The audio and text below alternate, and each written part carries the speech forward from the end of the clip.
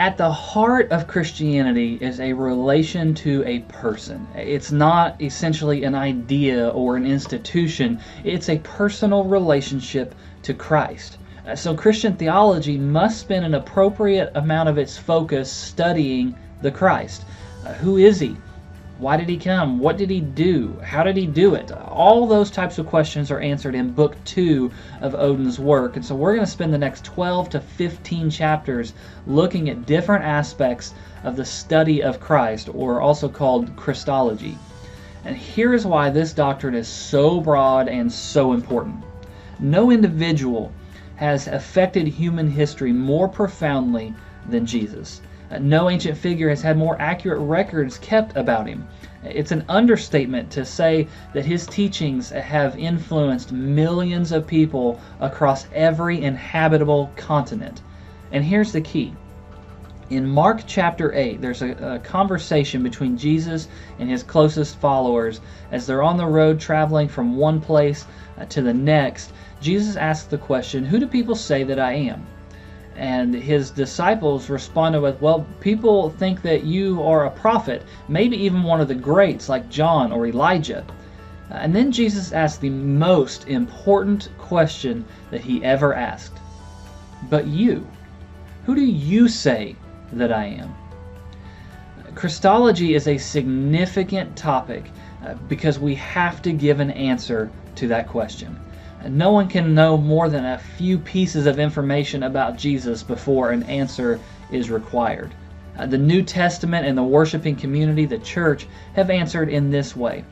Jesus is the Son of God, the promised Messiah, the mediator between God and humanity, truly God, truly human, who liberated humanity from the power of sin by his death on the cross, who was raised from the dead to confirm his identity as the promised one.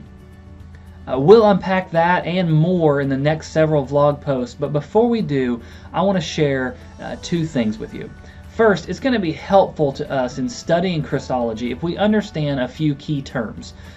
There are four of them in particular: the person, the work, the states, and the offices of Christ. First, the person of Christ.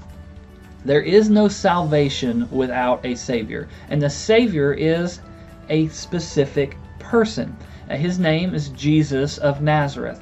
And so one of the key components of Christology is spending time gaining an understanding of who he is.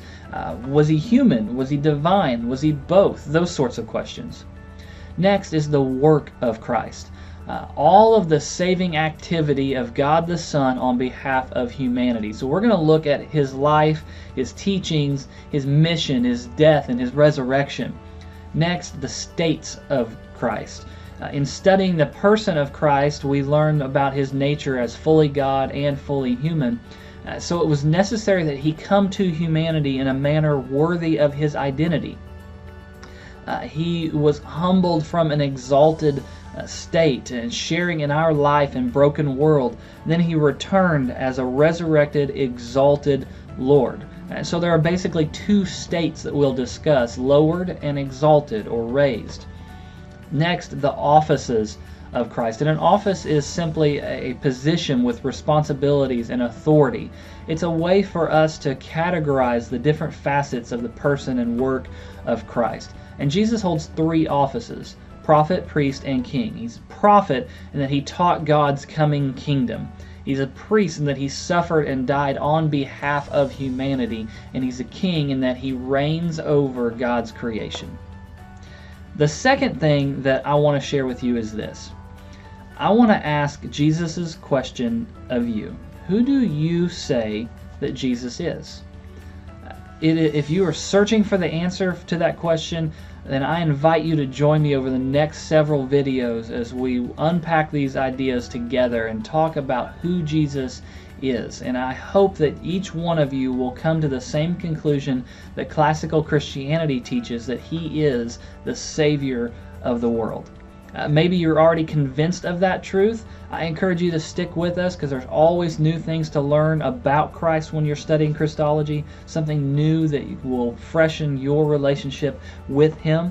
And you have the opportunity to share these videos each week with your circle of friends on your social media platforms to gain a bigger audience, let more people learn and see who Jesus is.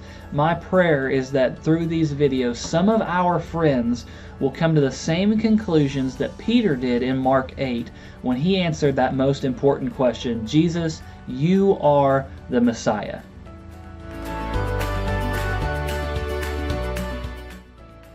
Thanks for watching. I would love your help building up the TCB community, so please share my videos like this one on your social media platforms, and be sure to sign up for our email list for more great content.